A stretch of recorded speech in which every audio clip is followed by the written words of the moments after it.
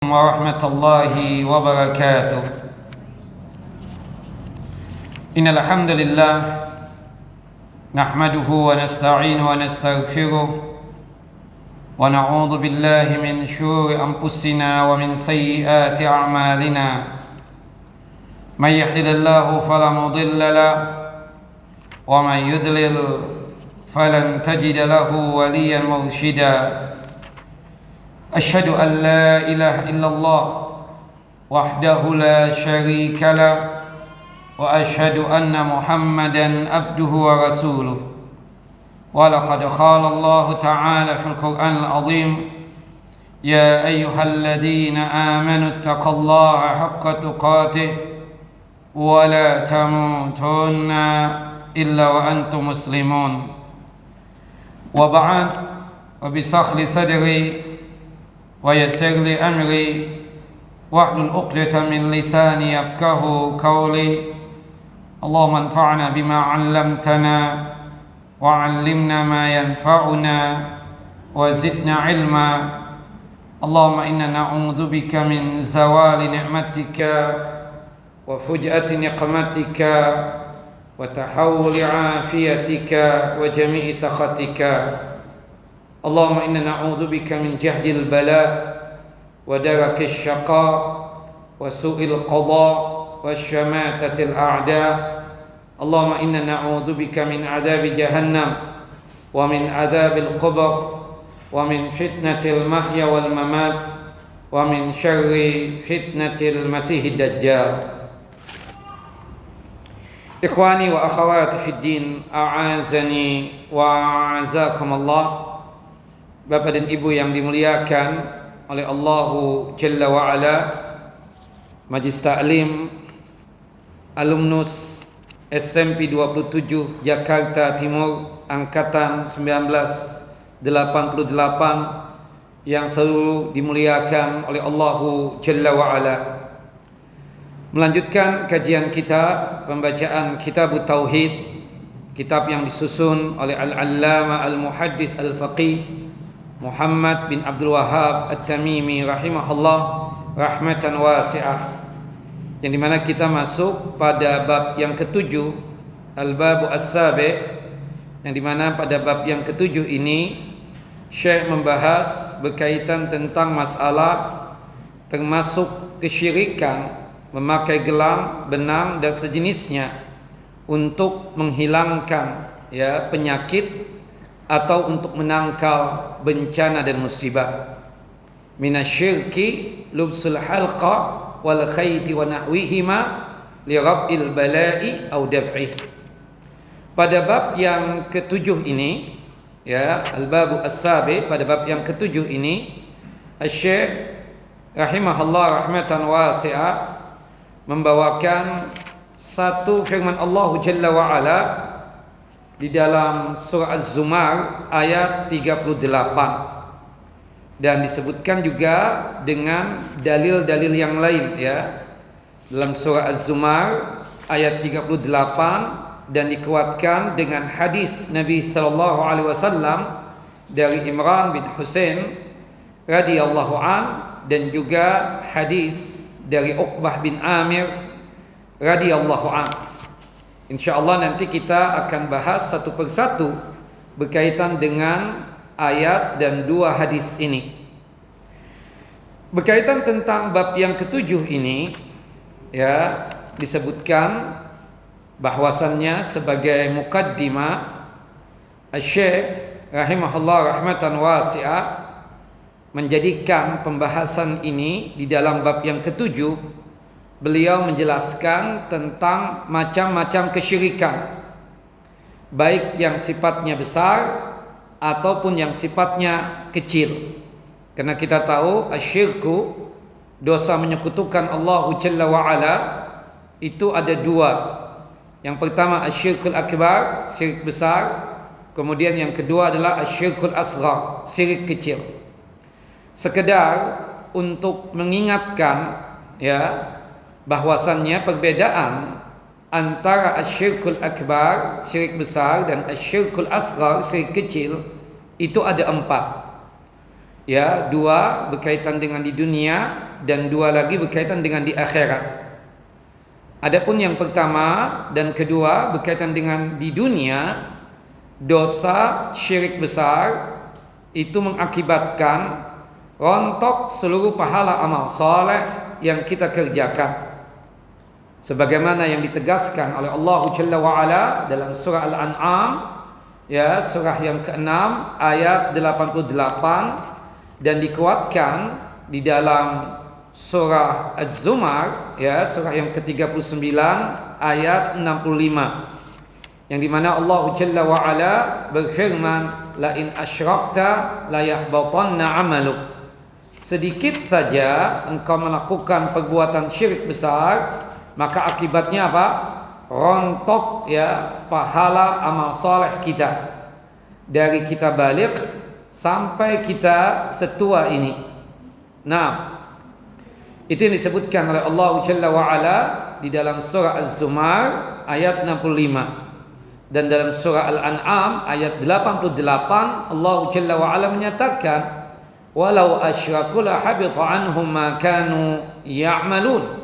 Kalau mereka berbuat kesyirikan, syirik di sini maksudnya adalah syirik besar, maka akan gugur seluruh pahala amal saleh yang mereka kerjakan. Nah, itu syirik besar. Sedangkan syirik kecil, jika seseorang dari kita melakukan syirik kecil, maka yang rontok pahala amal solehnya sebatas amalan yang disertai dengan syirik kecil. Contohnya, tadi seseorang dari kita mengerjakan sholat duha 2 rakaat disisipi penyakit ria misalnya, dan ria itu adalah syirik kecil. Maka yang rontok cuma sebatas sholat duha yang 2 rakaat tadi saja.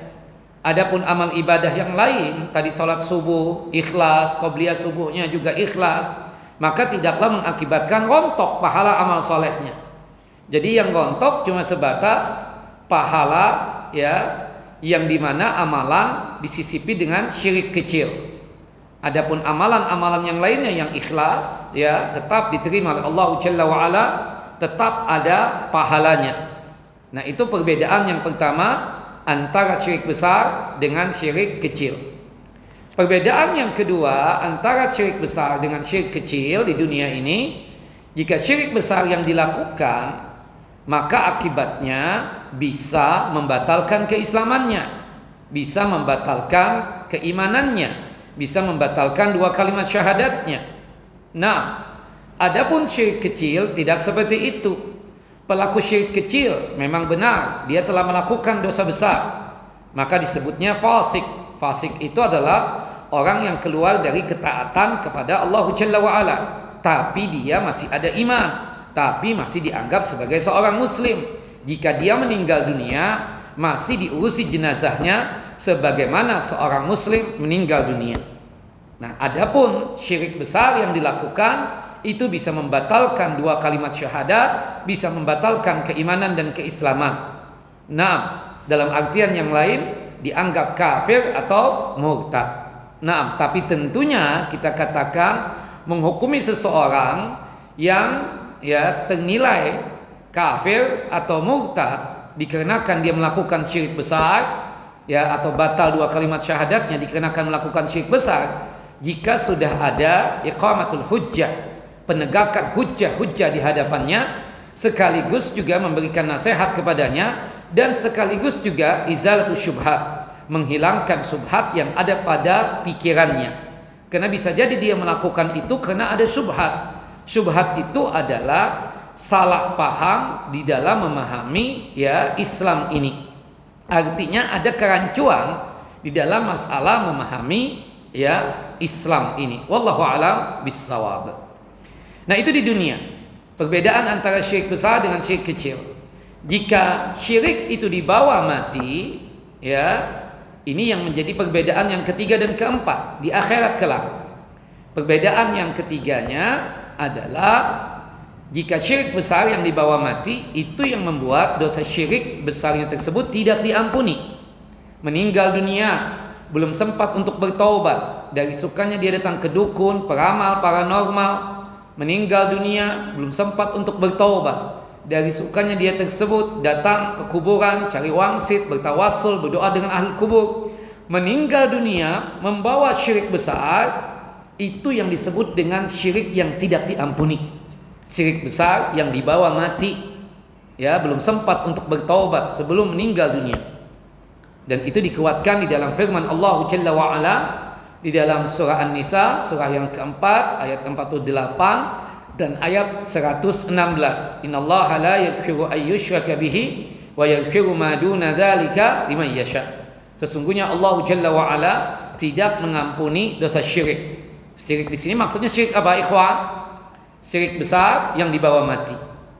Adapun syirik kecil, ya, itu hukum di akhiratnya nanti tahta masyiatillah, di bawah kehendak Allah Jalla wa Ala.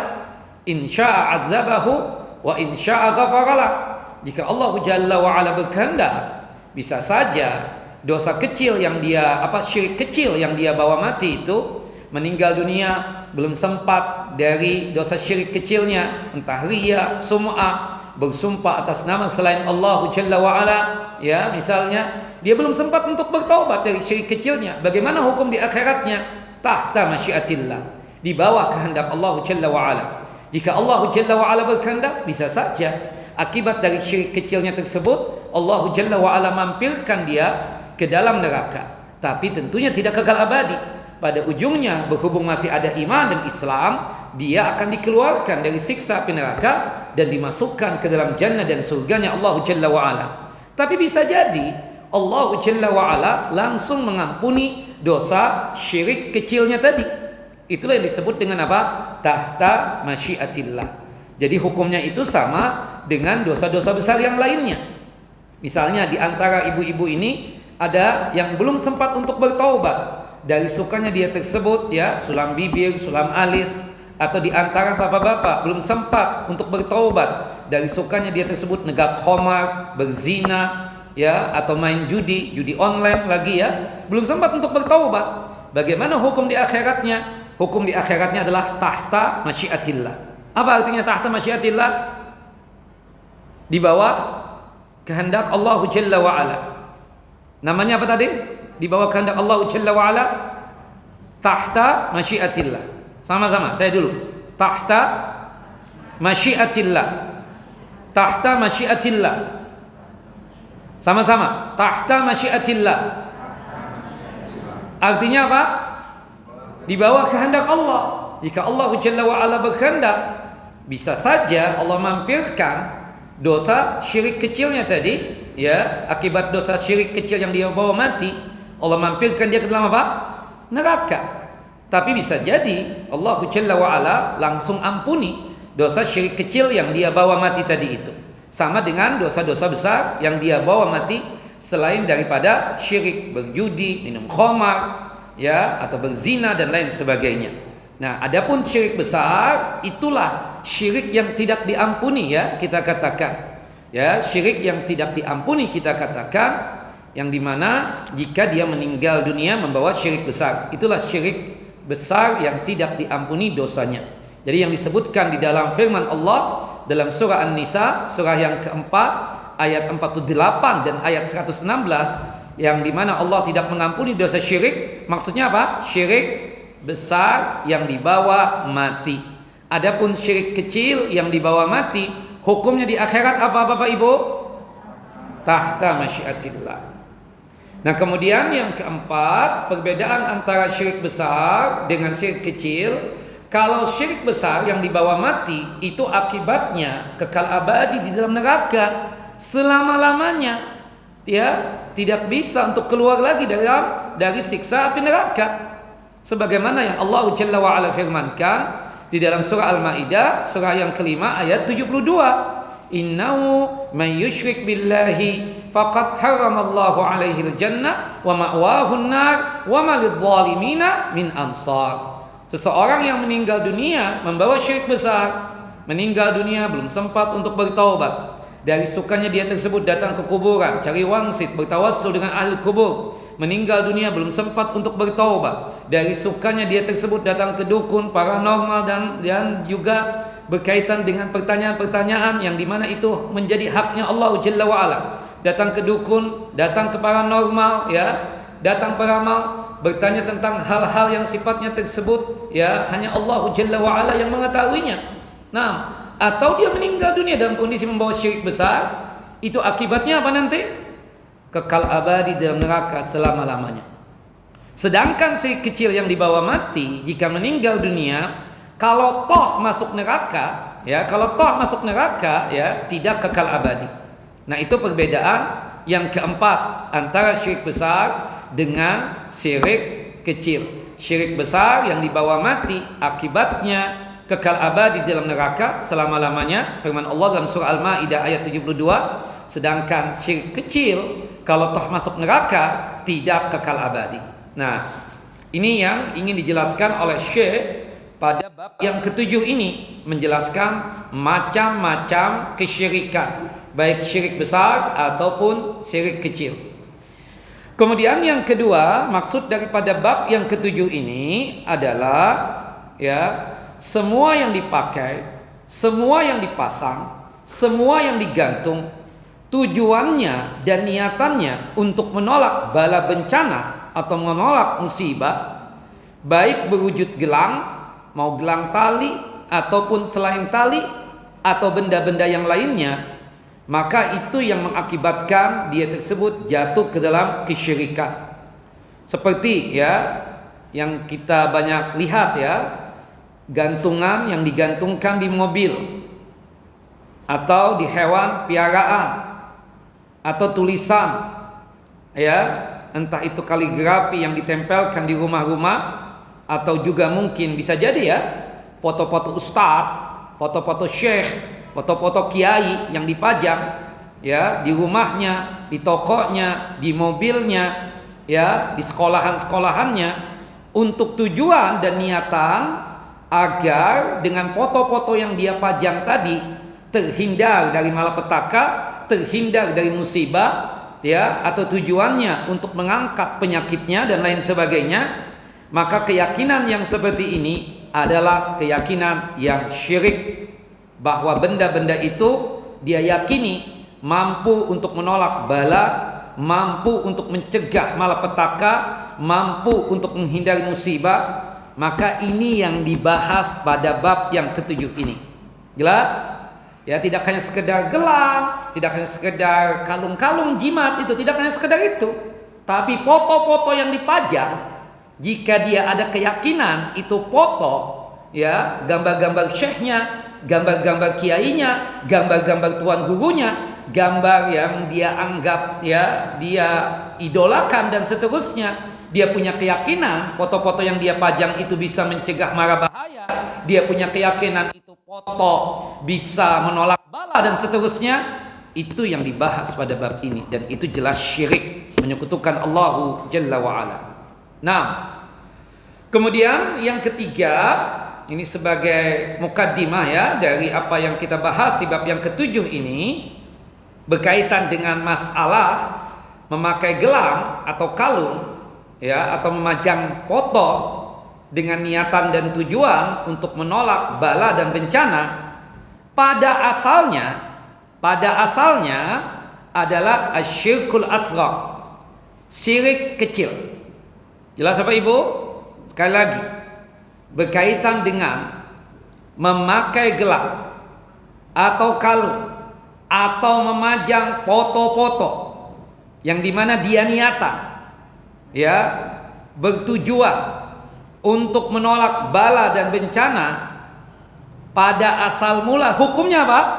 Asyirkul asghar, syirik kecil. Syekh Muhammad bin Abdul Wahhab At-Tamimi rahimahullah rahmatan wasi'ah mendahulukan pembahasan syirik kecil sebelum menyebutkan tentang syirik besar.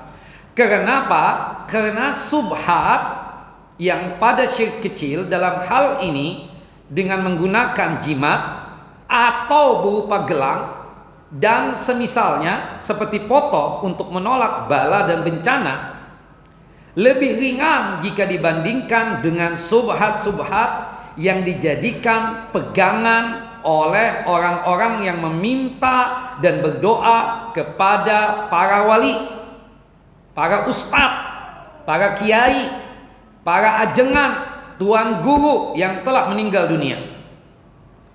Apabila telah diketahui bahwasannya ketergantungan kepada jimat merupakan syirik, maka bagaimana lagi jika itu ketergantungan dengan wali-wali yang sudah meninggal dunia tadi, dengan ustadz-ustadz yang sudah meninggal dunia tadi, dengan tuan-tuan guru yang sudah meninggal dunia, dengan orang-orang yang dianggap soleh yang sudah meninggal dunia. Itu tentunya lebih syirik lagi. Itu syirik besar tentunya. Nah, jadi di sini Syekh ingin membombardir subhat yang ada pada sebagian kaum muslimin, supaya terbongkar subhatnya itu, supaya hancur lebur subhatnya, karena banyak orang menganggap bahwasannya datang ke kuburan, cari wangsit, berdoa dengan ahli kubur, meminta ini dengan para wali atau orang-orang yang dianggap soleh tadi, itu dianggap biasa-biasa saja. Padahal itu syirik besar. Meyakini gelang yang kita pakai itu sebagai pencegah mara bahaya, sebagai tolak bala, itu saja syirik. Dia tergantung hatinya dengan tuh gelang. Bisa mendatangkan ini, bisa mendatangkan itu, bisa mencegah ini, mencegah itu. Itu syirik. Apalagi ketergantungan itu ada pada orang yang sudah meninggal dunia. Siapapun dia orangnya, mau ustadz ini, mau ustadz itu, kalau sudah ada ketergantungan hati dengan orang yang sudah meninggal dunia itu, sehingga membuat dia meminta, berdoa kepada itu mayit, maka itu tentu lebih besar lagi syiriknya. Yaitu syirik apa? Syirik besar. Jelas ya? Jadi pada asal mulanya berkaitan tentang masalah berkeyakinan untuk memakai gelang, memakai kalung yang tujuannya dijadikan sebagai jimat, yang tujuannya dan niatannya untuk menolak bala atau musibah atau bencana, asal mula hukumnya apa? Syirik kecil. Kenapa Syekh membahas masalah ini? Yang ini saja syirik, apalagi kalau ketergantungan hati itu kepada orang yang sudah meninggal dunia, siapapun dia, mau ustadz yang dia idolakan ketika dia hidup misalnya, yang betul-betul dia tersebut punya euforia yang tinggi kepada itu ustadz itu meninggal dunia, karena hati ini selalu tergantung hidupnya dengan tuh ustadz. Akhirnya dia datang ke kuburan si ustadz tadi itu, bertawassul dengan tuh ustadz, berdoa dengan tuh ustadz. Oh, ini ketergantungan yang jelas-jelas syirik besar. Nah, kemudian yang keempat yang perlu kita wanti-wanti di dalam masalah bab yang ketujuh ini, masalah memakai gelang atau kalung atau yang sejenisnya, termasuk memajang-majang foto dengan keyakinan bahwasannya itu gelang, itu kalung, itu foto-foto mampu untuk menolak bala dan bencana, pada asalnya tadi adalah syirik apa? Syirik kecil. Karena pada umumnya mereka yang menggunakan gelang atau kalung dan sejenisnya sebagai jimat meyakini bahwa gelang hanyalah sebagai sebab yang dengan sebab tersebutlah Allah Jalla wa'ala akan menolak bala dan bencana. Ketika kita lihat antum pakai gelang, untuk apa? Sekedar untuk ini saja, supaya Allah masih menjaga anak. Jadi dia menjadikan, dia punya keyakinan masih itu gelang, itu kalung, itu foto, gambar-gambar ustadz, kiai dan seterusnya tadi itu, cuma sekedar sebab. Jadi kalau sekiranya dia pakai gelang itu atau pakai kalung itu atau memajang foto-foto syekh atau ustadz tadi itu, dia berkeyakinan Allah akan mencegah dia dari malapetaka dan bencana. Seperti itu. Jadi dia menjadikan bukan gelang ini yang bisa mencegah malapetaka. Dia cuma menjadikan apa? Gelang ini cuma sebagai sebab. Yang menentukan cuma siapa? Tetap Allahu Jalla wa'ala. Ini masalahnya. Dia menjadikan seakan-akan kalau pakai gelang itu yang dianggap jimat, ya Allah tidak memberikan apa? Musibah buat dia. Allah mencegah dia dari malapetaka. Allah mencegah dia ya dari bencana dan seterusnya. Tapi tetap hukumnya apa? Syirik kecil. Tetap syirik kecil. Nah, di sini poin yang keempat ini. Akan tetapi, ya, jika perbuatan tersebut, ya, dia yakini bahwasannya itu gelang yang bisa mencegah malapetaka, itu kalung bisa mencegah musibah, itu foto-foto ustadz, kiai, ajengan, tuan guru bisa mencegah malapetaka dan musibah dari dia, maka berubahlah hukum tadi. Yang tadinya syirik kecil menjadi apa? Menjadi syirik besar. Jelas perbedaannya Bapak Ibu? Tidak jelas. Ibu-ibu pakai gelang. Untuk tujuan apa, Bu? Enggak, ini sekedar untuk mencegah agar tidak terkena penyakit ain. Ibu apakah yakin ini gelang bisa mencegah mara bahaya atau penyakit ain tadi itu? Enggak, Ustaz. Ini cuma sekedar sebab. Saya yakin-yakinnya. Dengan sebab pakai gelang ini, Allah Jalla wa'ala akan menghindarkan diriku dari yang namanya penyakit ain, mata panas, atau musibah, atau bencana-bencana yang lainnya. Jelas? Kenapa pakai kalung ibu? Ya, ini mencegah Ustaz, supaya jangan sampai ada musibah. Salah satu musibahnya ini, supaya jangan sakit dan seterusnya. Dengan sebab pakai kalung ini Ustaz, Allah Jalla wa'ala menjaga anak, supaya anak jangan sakit. Beda kan? Dia masih yakin yang mencegah mara bahaya siapa? Allah. Cuma dia jadikan alat untuk mencegah tersebut supaya Allah mencegahnya, ya, yaitu apa? Gelang-gelang tadi itu, kalung-kalung tadi itu, foto-foto tadi. Ini cuma sebab, bahasanya orang tuh apa? Biasanya ini syariatnya doang, ya kan, seperti itu. Ini syariatnya doang Ustaz. Ana yakin Allah yang mencegah mara bahaya. Ana yakin Allah yang mencegah musibah. Ana yakin Allah yang mengangkat penyakit anak. Cuma ini sebabnya. Sebab memakai gelang ini Allah mengangkat penyakit anak. Sebab gelang ini Allah menghindarkan anak dari COVID, ya. Dengan sebab kalung ini Allah Jalla wa'ala menjaga anak agar jangan sampai anak sakit. Itu syirik apa? Syirik apa? Kecil. Tapi kalau sekiranya bapak dan ibu punya keyakinan, Ustaz, ini gelang, udah ada ajiannya, udah ada baca-bacaannya, ini bisa mencegah mara bahaya. Dia sudah tidak bawa-bawa Allah lagi. Dia meyakini, ya, dengan sebab memakai gelang ini, gelang inilah yang bisa mencegah mara bahaya. Foto-foto inilah yang bisa menjaga anak. Syirik apa itu? Syirik besar. Jelas ya? Akan tetapi perbuatan ini bisa berubah menjadi syirik besar jika pelakunya meyakini bahwa gelang atau kalung tersebut atau foto-foto yang dia pajang tersebut bisa memberikan pengaruh dengan sendirinya. Karena berarti dia meyakini ada pengatur selain Allah Jalla wa'ala. Dan ini adalah syirik besar. Syirik di dalam masalah tauhid ar-rububiyah. Kenapa? Karena dia telah menduakan Allah Jalla wa'ala berkaitan dengan rububiyahnya Allah Jalla wa'ala. Akan tetapi tampaknya kesyirikan seperti ini hampir tidak pernah ditemukan pada masyarakat secara umum. Pasti dia mengatakan apa? Ini cuma syariatnya aja Ustaz, ini cuma sebab doang. Ana yakin seyakin-yakinnya yang bisa mendatangkan manfaat Allah. Ana yakin seyakin-yakinnya yang bisa mencegah mara bahaya, ya Allah Jalla wa'ala. Itu syirik apa? Syirik kecil. Ya, jarang kalau misalnya dia tersebut punya keyakinan, ini buat apa antum? Pasti dia bilang ini syariatnya Ustaz, sebab aja, supaya Allah menjaga anak nanti. Tapi kalau dia punya keyakinan, ini punya pengaruh akan kesembuhan dia, punya pengaruh, ya, akan kekayaan dia, punya pengaruh berkaitan dengan kesehatan dia. Syirik apa itu? Syirik besar. Jelas tak?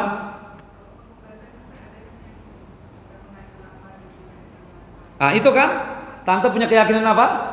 Misalnya, ya, itu sebab doa Allah yang tetap menentukan anak sembuh atau tidak sembuh, saya sembuh atau tidak sembuh. Berarti syirik kecil. Tapi kalau dia yakin itu gelang-gelang tadi yang hari Senin naik itu, ya kan seperti itu. Nah, hari Senin naik, harga terbatas. Apa harga apa? Barang terbatas dan seterusnya. Hari Senin naik. Nah, kalau dia punya keyakinan tadi bahwasanya itu punya pengaruh, bisa mengakibatkan dia sembuh, bisa tercegah dari penyakit, COVID dan seterusnya. Syirik apa itu? Syirik besar. Hati-hati jamaah yang dimuliakan oleh Allah Jalla wa'ala. Baik, itu yang keempat. Yang kelima, ya, yang dibahas pada bab yang ketujuh ini, sangat erat kaitannya dengan pemahaman tentang hakikat sebab. Nah, sebab musabab, ya kan? Yang menentukan siapa? Allah Jalla wa'ala. Tapi kan ada sebab-sebabnya. Kayak contoh, yang menganugerahkan kita mendapatkan anak siapa? Allah Jalla wa'ala. Sebabnya dengan gimana? Sebabnya apa? Antum bisa dapat anak gimana caranya? Menikah, ya kan? Nah, itu kan sebab. Tapi sebab itu disyariatkan. Menikahlah kalian kan? Seperti itu. Nah, pingin punya anak Pak? Iya, menikah dong antum. Kakak pingin punya anak? Menikah dong. Ya kan? Seperti itu. Tapi ketika sudah menikah, sebabnya sudah dijalankan. Bukan begitu. Tapi yang menentukan kita dapat anak siapa? Allah Jalla wa'ala. Dan sebab yang tadi itu kita katakan sesuatu yang halal, disyariatkan bahkan oleh Allah Jalla wa'ala. Kita mendapatkan anugerah ilmu, bukan begitu? Sebabnya bagaimana? Belajar. Kita mendapatkan anugerah kekayaan dari Allah Jalla wa'ala. Sebabnya apa? Bekerja. Nah, jadi hati-hati ya, ada yang disyariatkan, ada yang tidak. Nah yang tidak disyariatkan tadi salah satunya tadi itu kita katakan wallahu a'lam bissawab. Ya, begitu kira-kira. Nah, baik Bapak dan Ibu yang dimuliakan oleh Allah Jalla wa'ala. Nah, kemudian ya, berkaitan tentang masalah sebab ini ya, manusia terbagi menjadi 3 kelompok dalam keyakinan mereka. Manusia terbagi menjadi 3 kelompok dalam keyakinan manusia berkaitan tentang sebab. Tahu ya sebab ya? Subhanallah. Kalau ingin kaya, kekayaan datang dari Allah, kita yakin sebabnya apa? Bekerja. Tapi kan belum tentu antum bekerja bisa kaya, bukan begitu? Nah, yang kedua, kalau antum ingin mendapatkan anugerah anak dari Allah Jalla wa'ala dengan cara apa? Menikah. Tapi belum tentu kan? Orang menikah bisa dapat anak, belum tentu, ya kan? Seperti itu. Nah, kalau ingin pintar, ya, mendapatkan anugerah kepintaran dari Allah Jalla wa'ala dengan cara apa? Belajar. Nah, dalam masalah sebab ini manusia terbagi menjadi 3 kelompok. Kelompok yang pertama, kelompok yang menolak sebab. Kelompok yang menolak sebab, mereka menganggap bahwa akan terjadi sesuatu, bahwa akibat terjadi sesuatu bukan karena sebab. Manusia yang pertama ini menolak sebab. Mereka menganggap bahwa akibat terjadi bukan karena sebab. Akibat terjadi sesuatu bukan kenapa? Sebab. Akan tetapi semuanya Allah Jalla wa'ala yang telah menciptakan atau memunculkan akibat tatkala ada sebab. Sedangkan sebab tersebut bukanlah yang mempengaruhi munculnya akibat. Mereka ini golongan apa? Jabariyah. Ya, golongan sesat Jabariyah. Dan juga Asy'ariyah yang juga dikenal dengan sebutan Nufatul Asbab. 2 golongan ini, Jabariyah dan Asy'ariyah, sering juga disebut dengan sebutan mereka itu apa? Nufatul Asbab, para penolak sebab. Para penolak sebab. Nah, menurut Jabariyah dan Asy'ariyah, jika ada seseorang yang memegang pisau yang tajam, lalu pisau tersebut digunakan untuk memotong roti, sehingga roti itu terpotong, maka terpotongnya roti tersebut bukanlah disebabkan oleh pisau yang tajam yang digerakkan oleh pemegang pisau, akan tetapi terpotongnya roti tersebut diciptakan oleh Allah Jalla wa'ala tatkala pisau tajam tersebut memotong roti. Jelas ya? Antum mau makan apa? Roti apa daging? Roti. Perlu pisau? Perlu. Untuk apa, Pak? Rotinya gede banget, Ustaz. Enggak masuk di mulut anak. Baik, ini pisau. Potong. Ya kan? Seperti itu. Terpotonglah itu roti. Kalau keyakinan kita roti itu terputus, memang semua karena Allah. Allah yang menentukan. Tapi kan ada sebabnya. Sebabnya itu bisa jadi ya, berhubung rotinya biasa aja, antum menggunakan tangan antum, cek. Iya kan? Semua itu memang Allah yang menentukan, Allah yang menciptakan dan seterusnya. Tetapi ada sebabnya. Sebabnya itu ada pisau yang tajam tadi. Iya kan? Seperti itu. Tapi kalau keyakinan Jabariyah dan Asy'ariyah ini mengatakan bahwasannya terpotongnya itu roti bukan disebabkan oleh pisau yang tajam yang digerakkan oleh pemegang pisau. Akan tetapi terpotongnya roti tersebut diciptakan oleh Allah tatkala pisau yang tajam tersebut memotong roti. Menurut mereka, pergerakan pisau yang tajam hanyalah tanda atau alamat, bukan sebab. Subhanallah. Ya, seperti halnya jika telah tiba ya bulan Desember, maka muncullah musim dingin, bukan begitu? Di daerah tertentu, bukan di tempat kita ya.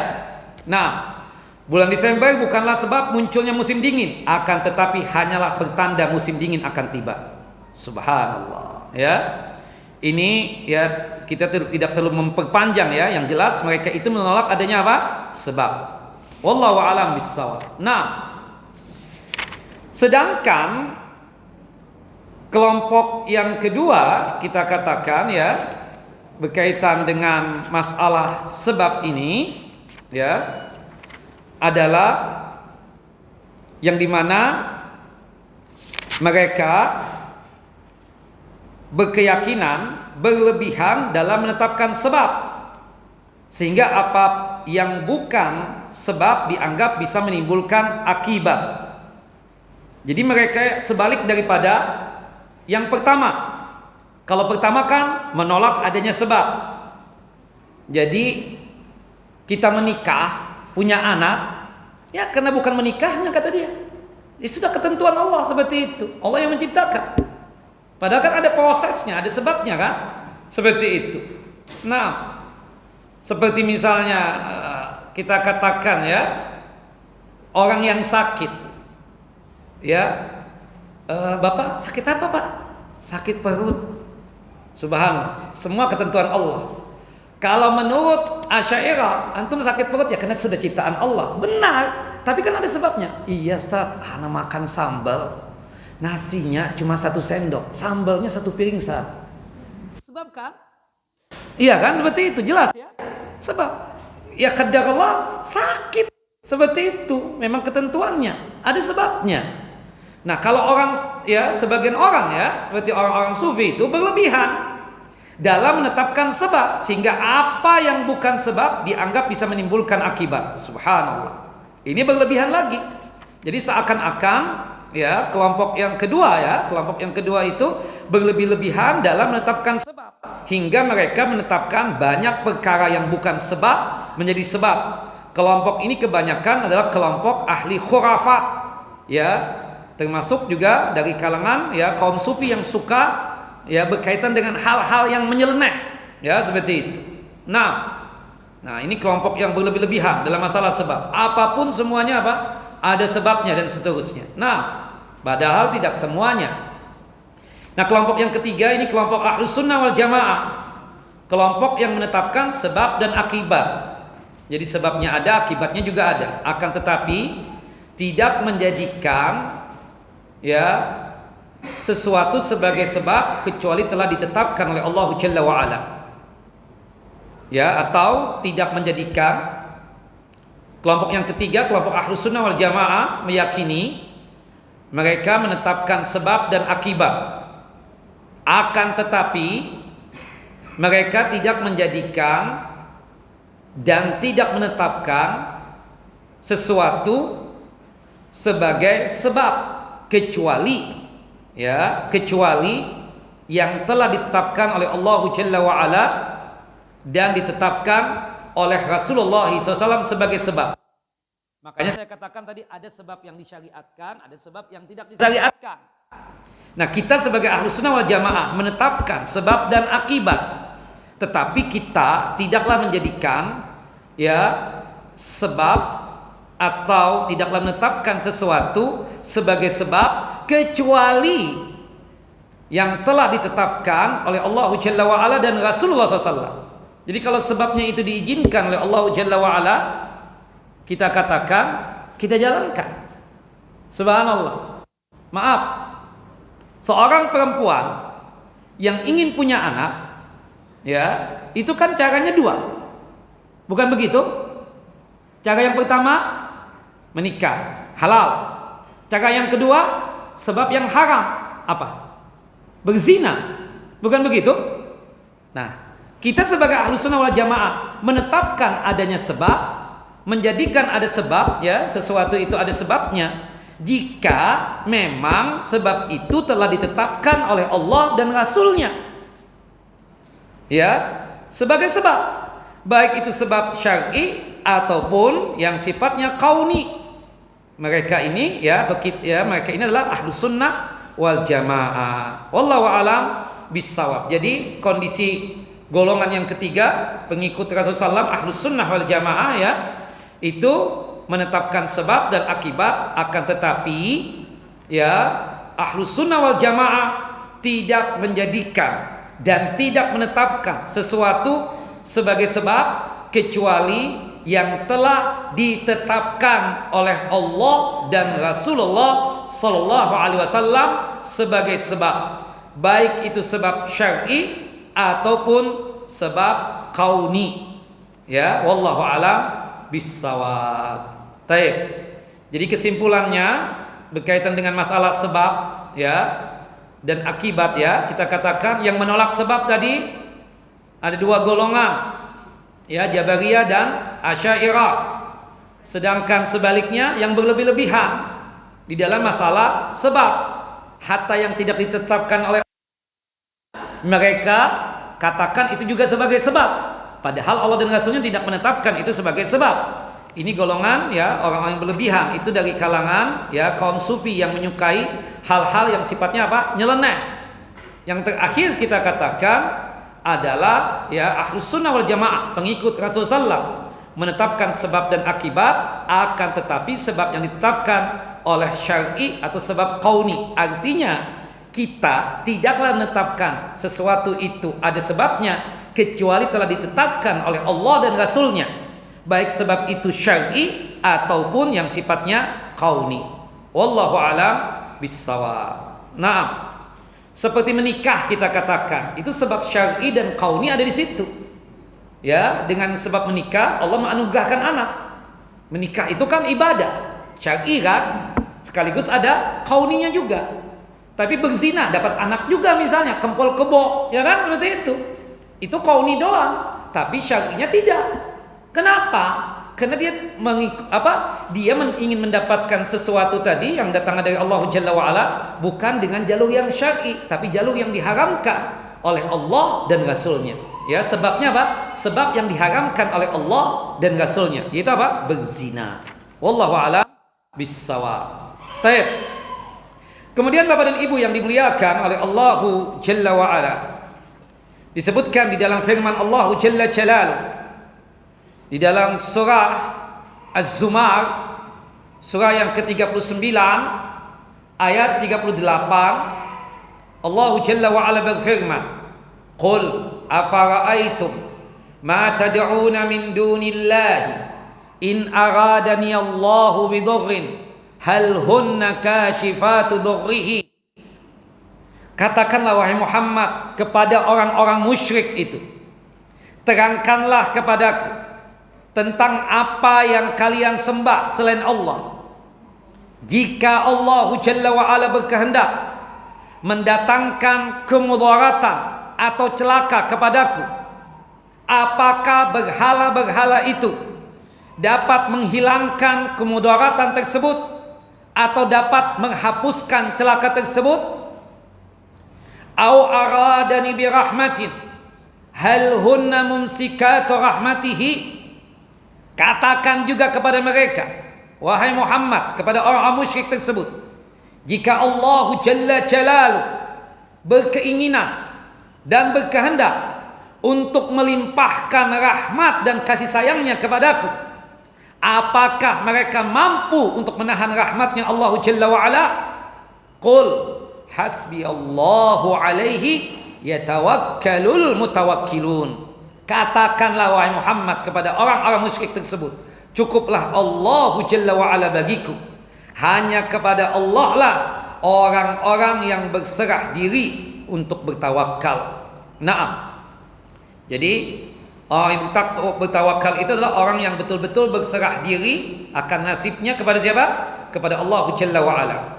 Nah, dalam surah Az-Zumar ini, ya, Allah Jalla wa'ala menjelaskan tentang akidah yang sahihah, akidah yang benar, dan sekaligus juga ada bantahan terhadap orang-orang yang menyimpang, yaitu orang-orang musyrik, ya, penyimpangan di dalam masalah akidah, baik secara umum ataupun secara terperinci. Di dalam ayat ini ada beberapa pembahasan yang pertama, ya, diterangkan oleh Allah Jalla wa'ala. Qul afara'aitum ma tad'una min dunillah. Katakan wahai Muhammad kepada orang-orang musyrik tersebut. Huruf ma di sini yang artinya apa, ya, terangkan tentang apa yang kalian sembah selain Allah. Ya, itu adalah kalau kita belajar, ya, dalam bahasa Arab itu namanya ma di sini, huruf ma di sini adalah ismul mausul. Ya, isim mausul yang menerangkan salah satu dari lafal yang dianggap bersifat umum menurut kaidah bahasa Arab. Ya, maka ayat ini mencakup segala apapun yang disembah oleh mereka selain Allah, entah menyembah kuburan, menyembah berhala, menyembah pohon dan seterusnya, apapun yang kalian sembah. Itu maksud dari kata huruf ma, isim mausul tadi itu. Tidak hanya sekedar berhala. Kalian menyembah kuburan, masuk di dalamnya. Kalian menyembah pohon, masuk di dalamnya. Katakan kepada orang-orang musyrik, apapun yang kalian sembah, tentunya selain Allah. Nah, model sembahan kaum musyrikin itu kan bermacam-macam. Ya, subhanallah. Ada yang menyembah apa? Nabi. Siapa yang menyembah Nabi? Kaum apa? Ibu, bapak, siapa manusia yang menyembah Nabi di dunia ini? Nasrani menyembah siapa? Nabi Isa. Siapa lagi? Yahudi menyembah siapa? Nabi Uzair. Bukan begitu? Nah, bahkan kaum Nasrani itu berkaitan dengan keyakinan mereka kepada Nabi Isa alaihissalam, punya keyakinan yang sesat, ada 3. Ya, kesesatan kaum Nasrani berkaitan dengan keyakinan mereka kepada Nabi Isa alaihissalam itu ada 3. Yang pertama, menganggap Nabi Isa alaihissalam sebagai Tuhan itu sendiri. Menganggap Nabi Isa sebagai Tuhan itu sendiri. Jelas? Yang kedua, keyakinan mereka yang sesat, lagi kufur, ya, kepada Nabi Isa alaihissalam, menganggap Nabi Isa sebagai putra Tuhan, dan mereka menyembah Nabi Allah Isa alaihissalam. Padahal Allah Jalla wa'ala lam yalid walam yulad. Allah tidak beranak dan tidak diperanakan. Yang ketiga, keyakinan sesatnya kaum Nasrani kepada Nabi Isa alaihissalam, menganggap Nabi Isa itu salisus salasa, yang dikenal dengan sebutan Trinitas. Ya, mereka menyembah Nabi Allah Isa alaihissalam. Nah, itu dibantah oleh Nabi Isa alaihissalam. Kaum Nasrani dibantah oleh Nabi Isa alaihissalam, sebagaimana yang Allah Jalla wa'ala sebutkan dalam surah Al-Maidah, surah yang kelima, ayat 116. Wa idza qala Allah ya Isa ibn Maryam a anta qulta lin-nasi ittakhaduni wa ummiya ilahaini min dunillahi qala subhanak. Dan ingatlah ketika Allah Jalla wa Ala berfirman kepada Nabi Isa alaihissalam, "Wahai Isa putra Maryam, apakah Anda mengatakan kepada manusia, jadikanlah aku dan ibuku Maryam dua orang Tuhan selain Allah?" Kata Nabi Isa alaihissalam, "Maha suci Engkau ya Allah." Allahu Akbar. Nabi Isa alaihissalam membantah. Sampai Nabi Isa alaihissalam mengatakan, seandainya aku mengatakan itu, Engkau Maha mengetahui apa yang aku katakan, apa yang ada di hatiku. Dan aku sangat tidak mengetahui apa yang ada pada dirimu ya Rabb. Yang aku suruh kepada mereka itu adalah menyembah Engkau ya Allah, sebagaimana yang Engkau amanahkan kepadaku. Sembahlah Allah Jalla wa Ala, kata Nabi Isa alaihissalam, Tuhanku dan Tuhannya mereka itu. Seperti itu.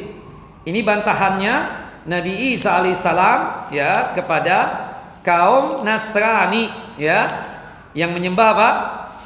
Yang menyembah Nabi Isa alaihissalam, seperti itu. Naam. Subhanallah. Naam. Nabi Isa mengatakan, "Subhanak, maha suci Engkau ya Allah. Aku tidak bakalan mengatakan kecuali apa yang Engkau perintahkan ya Allah." Itu disebutkan dalam surah Al-Maidah ayat 116, ayat 117, ayat 118 dan seterusnya Panjang sekali. Nabi Isa alaihissalam membantah kaum Nasrani yang menyembah beliau, menyembah Nabi Isa alaihissalam. Nah, disebutkan di dalam surah Al-Maidah. Kita bacakan ayatnya supaya tuntas pembahasan tentang masalah Nabi Isa alaihissalam ini.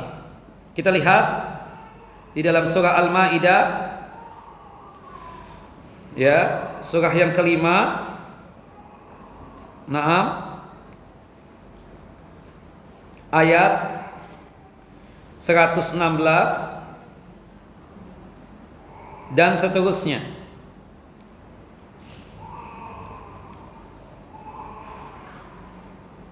Ayat 116, di situ Allah Jalla wa Ala berfirman, Allah Jalla wa Ala mengatakan, "Wa idh qala Allah ya Isa bin Maryam, a anta qulta lin-nasi ittakhaduni wa ummiya ilahaini min dunillah." Dan ingatlah ketika Allah Jalla wa Ala berfirman, "Wahai Isa putra Maryam, apakah engkau mengatakan kepada orang-orang tersebut, jadikanlah aku dan ibuku sebagai dua Tuhan selain Allah?" Kemudian Nabi Isa menjawab, Subhanallah. Kata Nabi Isa alaihissalam, "Qala subhanaka ma yakunu li an aqula ma laysa li bihaqqin in kuntu qultuhu faqad alimta in kuntu qultuhu faqad alimta ta'lamu ma fi nafsi wa la a'lamu ma fi nafsik innaka anta 'allamul ghuyub." Kata Nabi Isa alaihissalam, "Maha suci Engkau ya Allah. Tidak patut bagiku," kata Nabi Isa, "mengatakan apapun yang bukan hakku. Jika aku pernah mengatakannya, tentulah Engkau telah mengetahuinya. Engkau mengetahui apapun yang ada pada diriku, dan aku tidak mengetahui apapun yang ada pada dirimu ya Allah. Sesungguhnya Engkau ya Allah Maha mengetahui segala yang gaib." Kemudian dikuatkan lagi pada ayat 117-nya surah Al-Maidah, yang dimana Allah Jalla wa Ala berfirman di dalam surah Al-Maidah, "Ma qultu lahum illa ma amartani bihi an i'budallaha rabbi wa rabbakum." Aku tidak pernah mengatakan kepada kaum Nasrani itu, kepada mereka itu, kecuali apa yang Engkau perintahkan kepadaku. Sembahlah Allah, Tuhanku dan Tuhan kalian. Subhanallah. Nah, ini ungkapan apa? Nabi Isa alaihissalam. Tapi ada enggak yang menyembah Nabi? Ada. Nasrani menyembah siapa? Nabi Isa alaihissalam. Kaum Yahudi menyembah Nabi Uzair alaihissalam. Nah, seperti itu. Nah, kemudian ada juga yang menyembah apa? Malaikat. Bukan begitu, ada yang menyembah malaikat, sebagaimana yang Allah Jalla wa Ala abadikan dalam surah Saba ayat 40 sampai ayat 41. Surah Saba surah yang keberapa? Surah Saba surah yang keberapa? 34. Yakin? Surah Saba surah ke-34 ayatnya 40 sampai 41. Bagaimana mereka menyembah siapa? Menyembah malaikat. Wa yauma yahsyuhum jami'a. Dan ingatlah hari yang di waktu Allah Jalla wa Ala mengumpulkan mereka semuanya. Summa yaqulu lil malaikati ahaula'i iyyakum kanu ya'budun. Allah Jalla wa Ala berfirman kepada para malaikatnya, apakah mereka ini dahulu menyembah kalian wahai malaikat-malaikatku? Qalu subhanak anta waliyuna min dunihim bal kanu ya'budunal jinna aktsaruhum bihim mu'minun. Malaikat itu menjawab, maha suci engkau ya Allah, engkaulah pelindung kami, bukan mereka. Bahkan mereka telah menyembah jin, kebanyakan mereka beriman kepada jin itu. Naam, ada juga yang menyembah jin. Kita lihat dalam surah Jin ayat yang ke-6. Surah Jin surah keberapa? Surah Jin surah yang keberapa? 70 berapa? Hari up 72. Surah Jin surah yang ke-72 ayat yang ke-6. Wa annahu kana rijalun minal insi ya'udzuuna birijalin minal jinni fazaduhum rahaqa. Bahwasannya ada sekelompok manusia dari ada sekelompok laki-laki dari kalangan manusia minta perlindungan kepada beberapa laki-laki dari kalangan bangsa jin, maka jin-jin itu semakin menambah bagi mereka dosa dan kesalahan. Nah, jadi ada yang menyembah nabi, ada yang menyembah malaikat, ada yang menyembah jin. Nah, itu semua isim mausul semua ya kan? Artinya apapun yang kalian sembah wahai orang musyrik selain Allah tentunya, termasuk menyembah ustaz, menyembah kiai, menyembah tuan guru, ya. Berdoa maksudnya berdoa kepada mereka itu sama dengan menyembah. Hati-hati. Berdoa ya syekh, ya ustaz, ya tuan guru, ya. Atau siapapun sama, itu dianggap menyembah. Nah, banyak sekali ya. Ada yang menyembah pohon, ada yang menyembah bintang, ada yang menyembah matahari dan seterusnya. Nah, ada yang menyembah orang soleh, ya, dan seterusnya. Wallahu a'lam bissawab. Nah, Lata yang dahulunya adalah seorang dermawan yang suka membagi-bagikan makanan untuk jamaah haji. Soleh tidak? Dianggap soleh kan seperti itu. Nah, menyembah orang soleh. Ya, dan banyak terjadi kan, datang kuburan ini, kuburan itu dan seterusnya. Makanya ya Ustadz, antum wajib untuk memuliakan Ustadz, kiai, tuan guru, wajib memuliakannya. Tapi kadang dia manusia, bukan Tuhan. Bukan apa? Bukan Tuhan. Ya, di zaman Nabi Nuh alaihissalam, Wad, Su'a, Yagus, Ya'uq dan Nasr, ini 5 orang-orang soleh. Mereka sembah. Disitulah awal kesyirikan, ya, berdoa kepada ya Wad, Su'a, Yagus, Ya'uq dan Nasr tadi. Nauzubillah min dzalik. Kemudian pembahasan yang kedua dari surah Az-Zumar ayat 38 ini. Kata-kata bidurrin. Katakan wahai Muhammad kepada mereka orang-orang musyrik itu yang menyembah berhala atau menyembah sembahan-sembahan selain Allah. Jika sekiranya Allah Jalla wa Ala berkeinginan untuk memberikan celaka dan mudarat, apakah mereka itu berhala-berhala bisa mencegah kemudaratan atau celaka tersebut? Termasuk juga jika Allah Jalla wa Ala berkeinginan memberikan rahmat dan kasih sayangnya kepadaku, apakah itu berhala dan Tuhan-Tuhan selain Allah Jalla wa Ala tersebut atau sembahan-sembahan selain Allah Jalla wa Ala tersebut bisa menahan dan mencegah rahmat dan kasih sayangnya Allah? Pada ungkapan ini, ya, dalam ayat dan surah Az-Zumar ayat 38 ini, ya, kalimat bidurrin birahmatin itu nakirah yang sifatnya umum, yang dibawakan dalam konteks kalimat syarat sehingga menunjukkan maknanya umum. Jadi ini maksud adalah bahwa hanya Allah lah yang menguasai segala jenis kemudaratan, dan hanya Allah juga yang menguasai segala jenis kebaikan. Hal yang buruk seluruhnya Allah kuasai. Begitupun hal yang baik seluruhnya Allah Jalla wa Ala kuasai. Rahmat, kasih sayang itu bagian daripada kebaikan. Allah yang menguasai itu semua. Subhanallah, keburukan, celaka dan seterusnya, Allah juga yang sanggup untuk menguasainya. Makanya kalau kita ingin tercegah dari mara bahaya, minta perlindungannya kepada siapa? Allah. Kalau kita ingin baik juga, ya, ingin minta kebaikan, kasih sayang Allah dan nikmat-nikmat yang lain, mintanya kepada siapa? Ya Hayyu ya Qayyum bi rahmatika astaghis aslih li sya'ni kullah wa la takilni ila nafsi tarfata ain. Segala urusan kita agar Allah Jalla wa Ala, kita berharapnya Allah mengurusi kita agar kebaikan-kebaikan itu selalu datang. Tercegah dari mahara bahaya, tercegah dari musibah apapun dan keburukan yang lainnya. Bismillahilladzi la yadurru ma'a ismihi syai'un fil ardi wala fis sama' wa huwas samiul alim. Bukan begitu? Singgah di suatu tempat, jangan sampai ada celaka nih kalau singgah di suatu tempat. Baca doanya apa? A'udzu bikalimatillahi tammati min syarri ma khalaq. Minta perlindungannya kepada siapa? Allah, bukan kepada jin. Tuan jin, izin ya buang air kecil di tempat ini. Nauzubillah min dzalik. Zaman dulu antum kan begitu. La haula wala quwata. Mampir ya, izin mampir, izin lewat. Astagfirullahalazim.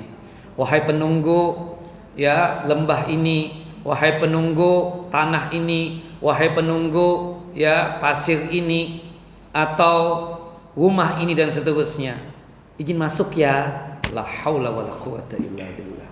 Minta perlindungan kepada Allah Jalla wa'ala, karena Allah yang menguasai seluruh kebaikan. Hanya Allah juga yang menguasai apa? Segala bentuk keburukan dan kejelekan. Kemudian pembahasan yang ketiga dari surah Az-Zumar ayat 38 ini, kita lihat ya secara lengkap ya dari ayat ini. Disebutkan Allah Jalla wa'ala berfirman dalam surah Az-Zumar ayat 38. Lengkapnya begini. Wala in sa'altahum man khalaqas samawati wal arda. Dan sungguh jika engkau bertanya kepada mereka, ya, siapakah yang menciptakan langit dan bumi? La yaqulunna Allah. Mereka akan berkata Allah yang menciptakan 7 lapis langit, Allah pula yang menciptakan 7 lapis bumi. Nah, makanya mereka beriman dalam masalah tauhid ar-rububiyah, tapi kenapa menduakan Allah? Siapa yang memberikan rizki, nikmat? Allah. Siapa yang yang berkaitan dengan masalah yang menciptakan 7 lapis langit, 7 lapis bumi? Siapa? Allah. Tapi kenapa kalian duakan Allah Jalla wa Ala? Kemudian disitulah kalau misalnya yang menciptakan 7 lapis langit dan 7 lapis bumi Allah Jalla wa Ala, katakan lagi, tanyakan kepada mereka, seandainya berhala-berhala yang kalian sembah tersebut, ya, jika sekiranya Allah Jalla wa Ala berkeinginan untuk memberikan satu celaka kepadaku, apakah ini berhala-berhala sanggup untuk menghilangkan celaka tersebut, sanggup untuk menghapuskan kemudaratan tersebut? Begitupun juga jika sekiranya Allah Jalla wa Ala memberikan rahmat dan kasih sayangnya kepadaku, kebaikan kepadaku, apakah ini berhala-berhala sanggup untuk mencegahnya? Pasti mereka menjawab tidak sanggup. Ya, karena yang sanggup untuk mencegah mara bahaya hanya Allah. Yang sanggup untuk memberikan manfaat hanyalah Allah Jalla wa Ala. Subhanallah, penjelasannya bagaimana para ulama menjelaskan? Ya, bahwa kaum musyrikin tersebut sejatinya mengakui rububiyahnya Allah Jalla wa Ala. Buktinya kalau ditanya, siapa yang menciptakan langit? Allah. Siapa yang menciptakan bumi? Allah. Tapi kenapa disembah nih berhala? Iya kan? Seperti itu. Mereka menyimpang dalam masalah tauhid apa? Uluhiyah. Apa artinya uluhiyah? Beribadah hanya kepada Allah semata. Kalau rububiyah, mengesahkan Allah dalam masalah apa? Perbuatan Allah Jalla wa Ala. Dengan menyembah selain Allah berarti mereka musyrik, menyekutukan Allah Jalla wa Ala di dalam masalah tauhid al-uluhiyah. Nah ini yang perlu penegasan ya. Ayat ini secara tegas menyatakan bahwa pemberian manfaat ataupun penolakan bala dan musibah adalah murni kekuasaan Allah Jalla wa Ala, dan ini merupakan salah satu kandungan rububiyahnya Allah Jalla wa'ala. Siapa saja yang meyakini adanya kuasa terkait hal itu pada makhluk apapun selain Allah, maka ia telah terjatuh ke dalam dosa syirik. Dan syiriknya syirik besar, syirik dalam masalah tauhid ar-rububiyah. Artinya ini foto-foto syekh ini, kiai ini, ustadz ini, tuan guru ini, ajengan ini foto-foto bisa ada pengaruhnya dengan kesembuhan saya, bisa mengangkat penyakit saya, bisa mencegah mara bahaya. Ini bukan syirik kecil lagi. Dia sudah tidak menjadikan itu sebagai sebab, tapi malah meyakini bahwasannya syekh-syekh itu tadi yang bisa apa? Memberikan kesembuhan, bisa memberikan kebaikan, bisa mencegah mara bahaya dan seterusnya. Ini sudah syirik apa? Syirik besar. Siapa saja yang meyakini ada kuasa terkait tentang mencegah mara bahaya, tentang mendatangkan kebaikan dan manfaat, dia yakini hal ini, dua hal ini pada makhluk tertentu selain Allah, berarti dia telah jatuh ke dalam apa? Syirik. Dan syiriknya syirik apa? Syirik besar. Waliyadzubillah. Kemudian pembahasan yang keempat dari ayat surah Az-Zumar ayat 38. Ayat ini pada asalnya berkaitan dengan kaum musyrikin yang terjerumus di dalam syirik besar atau syirkul akbar. Akan tetapi ayat ini dijadikan oleh Syekh Muhammad bin Abdul Wahhab At-Tamimi untuk menolak syirkul asghar, syirik kecil. Kenapa? Ada 3 alasan. Kenapa Syekh Muhammad At-Tamimi membawakan surah Az-Zumar ayat 38 ini? Tidak lain dalam rangka untuk menolak syirik kecil. Kenapa?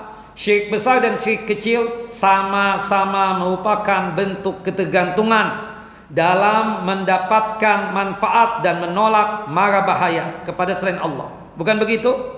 Cuma bedanya ini sebab yang menentukan tetap Allah. Bahasanya orang-orang ini cuma syariat, ini cuma syariat. Lah. Ya kan? Kita dalam meyakini sebab itu pun yang sudah ditentukan oleh Allah dan Rasulnya, bukan begitu? Nah, dia tetap meyakini Allah Jalla wa'ala yang memberikan manfaat itu, Allah Jalla wa'ala yang bisa menyembuhkan. Dia yakin.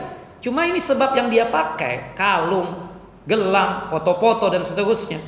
Ya, mereka jadikan sebab, padahal sebab itu tidak diizinkan oleh Allah dan Rasulnya, tidak disyariatkan. Maka jatuhnya dia syirik apa? Syirik kecil. Kalau misalnya ada pengaruh, dia mengatakan ini jimat, ini kalung, ini gelang, punya pengaruh tersendiri, bisa menyembuhkan, bisa mengangkat penyakit, bisa mencegah mara bahaya. Oh, ini sudah syirik besar. Seperti itu. Nah, Syekh membawakan surah Az-Zumar ayat 38 ini untuk bantahan kepada syirik kecil. Karena dua-duanya apa? Syirik besar dan syirik kecil itu sama-sama merupakan bentuk ketergantungan tadi kepada benda-benda tadi itu. Ketergantungan untuk mendatangkan manfaat dan menolak mara bahaya. Subhat yang menjadikan mereka terjumus ke dalam syirik kecil atau syirik besar adalah sama. Apa subhatnya? Subhat itu, tahu subhat? Pemikiran yang rancu, pemikiran yang salah dalam memahami hukum-hukum Islam. Rancu, makanya kita katakan nih subhat nih, orang ada subhat. Maksudnya apa? Pemikiran dia offset, nyeleneh. Artinya pemikiran dia tersebut ada rancu di dalam masalah memahami din dan agama. Apa subhatnya? Meyakini bahwasanya sembahan-sembahan tersebut bisa memberikan manfaat dan bisa menolak kemudaratan.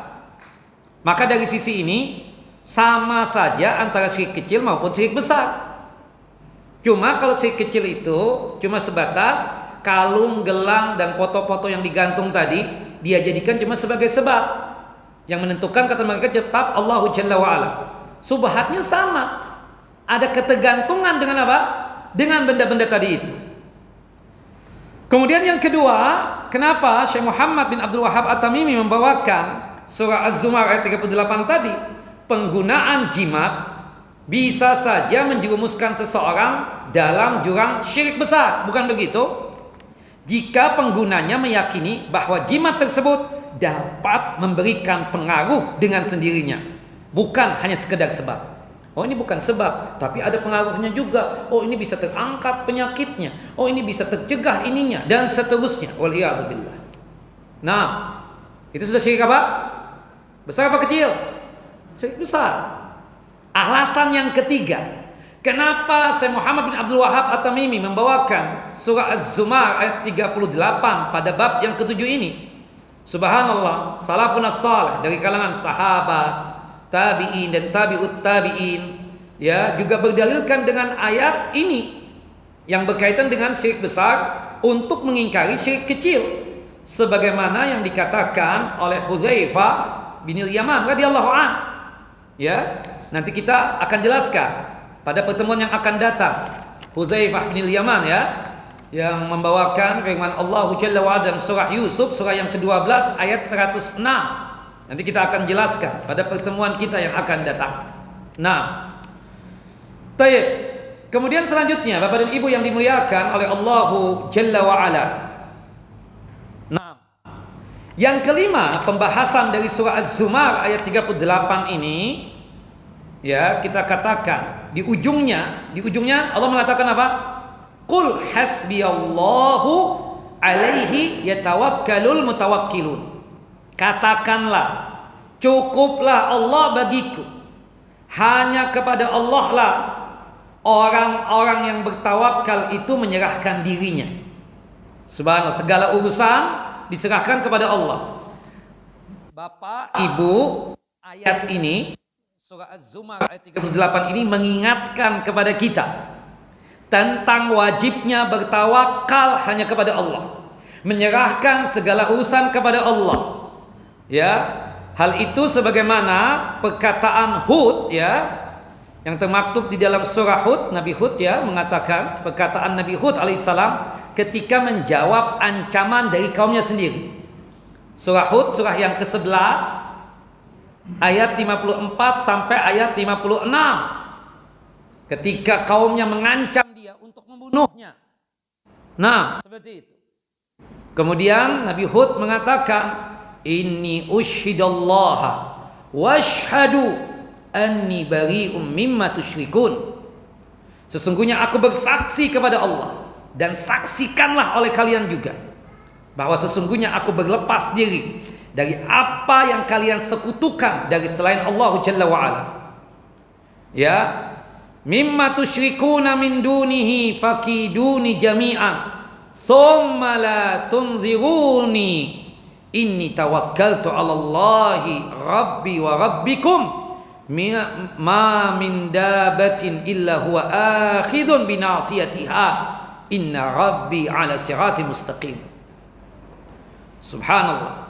Kemudian Nabi Hud alaihissalam, ya, yang Allah abadikan dalam surah Hud ayat 54 sampai ayat 56. Ya, aku bersaksi kepada Allah Jalla wa Ala, dan saksikan juga oleh kalian bahwa sesungguhnya aku berlepas diri dari apa yang kalian sekutukan dari selain Allah Jalla wa Ala. Sebab itulah jalankanlah segala tipu daya kalian terhadapku untuk mencelakakan aku, untuk membunuhku. Silahkan kalian jalankan maka kalian itu, dan janganlah kalian memberikan tangguh kepadaku. Sesungguhnya aku bertawakal kepada Allah Jalla wa Ala, Tuhanku dan Tuhan kalian. Tidak ada sesuatu, ya, tidak ada satu binatang pun yang melata, melainkan dialah Allah Jalla wa Ala memegang ubun-ubunnya. Sesungguhnya Tuhanku Allah di atas jalan yang lurus. Allahu Akbar. Dan dikuatkan juga dalam surah Fatir ayat yang kedua. Surah Fatir, surah yang ke-35, benar? Surah Fatir, surah yang keberapa? 35, ayat yang kedua, sahih? Surah Fatir, surah yang ke-35. Coba lihat dulu, supaya jangan ngantuk. Betul? Sahih? Surah yang ke-35, ayat yang kedua. Ma yaftahillahu linnasi min rahmatin fala mumsika laha. Apa saja yang Allah Jalla wa Ala anugerahkan kepada manusia berupa rahmat, maka tidak ada seorang pun yang dapat menahan dan mencegahnya. Wa ma yumsik fala mursila lahu min ba'dihi wa huwal azizul hakim. Dan apa saja yang ditahan oleh Allah Jalla wa Ala, maka tidak seorang pun yang sanggup melepaskannya sesudah itu. Hanya Allah lah yang maha perkasa lagi maha bijaksana. Artinya ya berkaitan dengan anugerah yang Allah Jalla wa Ala berikan kepada kita. Kalau Allah sudah memberikan kebaikan untuk kita, tidak ada yang sanggup untuk menahan. Ya. Subhanallah. Kalau Allah Jalla lepaskan setelahnya, ya tidak ada yang sanggup untuk apa? Subhanallah, melepaskannya sesudah itu.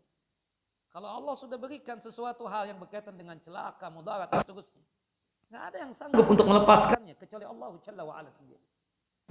Makanya apa yang Allah Jalla wa Ala berikan tidak ada yang sanggup untuk menahan. Tapi kalau Allah Jalla wa Ala menahan, tidak ada yang sanggup untuk memberikan.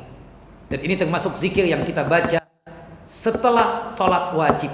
Apakah zikirnya? Apa? Ya Allah, setelah sholat wajib kita baca ini, Allahumma la mu'tiya lima mana'ta wa la yanfa'u dzal jaddi minkal jadd. Bukan begitu? Nah, kalau Allah sudah memberi, tidak ada yang sanggup mencegah. Tapi kalau Allah mencegah, tidak sanggup ada yang memberi. Allahumma la mani'a lima a'taita wa la mu'tiya lima mana'ta wa la yanfa'u dzal jaddi minkal jadd. Allahumma la mani'a lima a'taita wa la mu'tiya ya lima mana'ta wa la yanfa'u dzal jaddi minkal jadd. Tidak ada yang sanggup mencegah ya Allah kalau Engkau sudah beri, dan tidak ada yang sanggup untuk memberi jika Engkau sudah mencegahnya. Ya salam Allah, mantapkan tauhid ini. Ini tauhid apa? Rububiyah apa uluhiyah? Rububiyah apa uluhiyah? Ya Allah, tidak ada yang sanggup mencegah ya Allah ketika Engkau sudah memberikan. Hah? Rububiyah. Naam, Allah a'lam. Taib terakhir ya disebutkan di dalam hadis Nabi, hadis dari sahabat Abdullah bin Abbas, dan ini ada dalam kitab Arba'in An-Nawawiyah. Arba'in An-Nawawiyah kitab ya yang disusun oleh Imam Nawawi. Isinya hadis-hadis sahih. Jumlahnya ada berapa?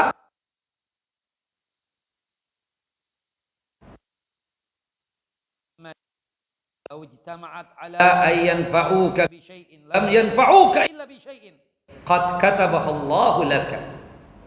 Ya, ketahuilah sesungguhnya jika sekiranya seluruh manusia ini bersatu untuk memberikan suatu manfaat kepada engkau, maka mereka tidak akan mampu untuk memberikan satu manfaat tersebut kepada engkau kecuali apa yang telah Allah Jalla wa Ala tetapkan.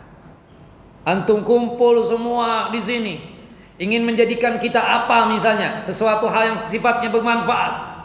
Jadi apa misalnya? Diangkat jadi ini, diangkat jadi itu. Stop, jadi ini Ustaz ya. Jadi ini Ustaz. Antum sudah kumpul, udah lobby sana, lobby sini. Ya, untuk memberikan manfaat. Ya, untuk kita. Diangkat jadi ini Ustaz, jadi ini Ustaz ya. Subhanallah. Antum kumpul sudah. Tapi kalau Allah sudah tidak menakdirkan, enggak jadi juga. Begitupun juga ada orang yang ingin mencelakakan. Ya, illa bi syai'in qad katabahu Allahu laka. Walau ijtama'u ala ay yadhurruka bi syai'in lam yadhurruka illa bi syai'in qad katabahu Allahu 'alaik. Begitupun juga manusia ini bersatu ingin mencelakakan kita, anggaplah ingin membunuh kita, maka sesungguhnya mereka tidak akan bisa berbuat apapun, tidak bisa memberikan celaka dan mudarat itu kepada kita, kecuali memang mudarat itu sudah ditetapkan oleh Allah Jalla wa Ala. Subhanallah. Nah, ketika Imam Hasan al-Basri dikejar-kejar ya oleh siapa? Kita katakan ya Hajat bin Yusuf As-Saqafi. Hajat bin Yusuf As-Saqafi ini seorang yang sangat bengis. Terdengar kabar bahwasannya termasuk alim ya yang akan dieksekusi oleh Hajat bin Yusuf adalah Imam Hasan al-Basri. Imam Hasan al-Basri kemudian lari kepada temannya meminta bantuan, Habib bin Abdullah. Ya akhi, tolong ana. Ya, soalnya Hajat bin Yusuf ingin membunuh ana. Kata dia, kemana lari engkau? Sudahlah, minta pertolongan kepada Allah Jalla wa Ala. Tempat larinya kita kepada siapa? Kepada Allah, bukan kepada aku. Aku tidak bisa untuk membantu engkau. Ya, kemudian ungkapan dari Imam Habib bin Abdullah ini luar biasa. Dia mengatakan apa? Kembalilah kepada Allah.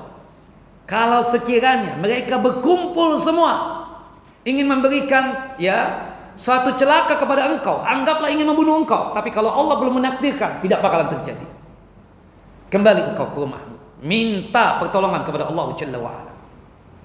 Akhirnya Imam Hasan al-Basri mengangkat tangannya minta pertolongan kepada Allah Jalla wa'ala. Subhanallah, Hajjaj bin Yusuf dan pasukannya sudah mengepung rumahnya siapa? Rumahnya Imam Hasan al-Basri.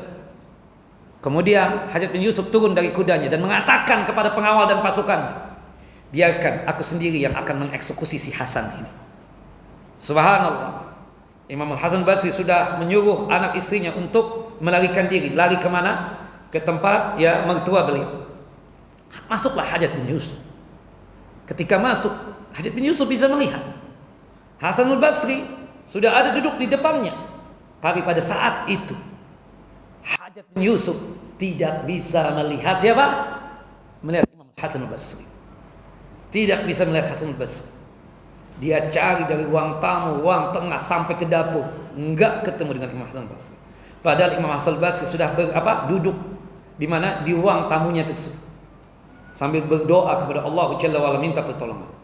Keluar Hajjaj bin Yusuf dari rumah sambil nyengir, ketawa sendirian.